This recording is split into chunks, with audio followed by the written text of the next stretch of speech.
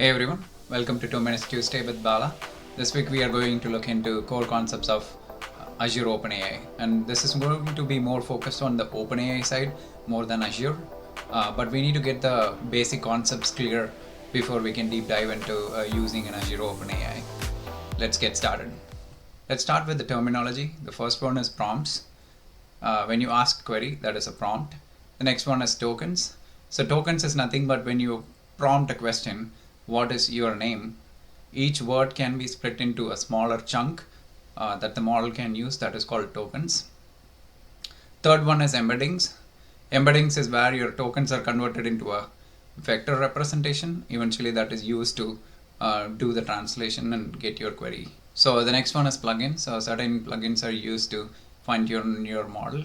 Next one is completions. When you do a prompt and then when the results are being automatically completed, it's more like an autocomplete when you do actual search. The next one is prompt engineering. It's more like asking effective queries to the model to get the respective responses. The last one is fine tuning. So the model is pre-baked with certain amount of data set, but you can fine tune that data set for your desired results. So let's look into how it works. The first step on the thing is pre-training, where the model is trained with a huge amount of data set. It can be a private data.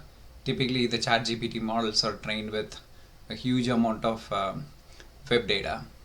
So the next one is fine-tuning.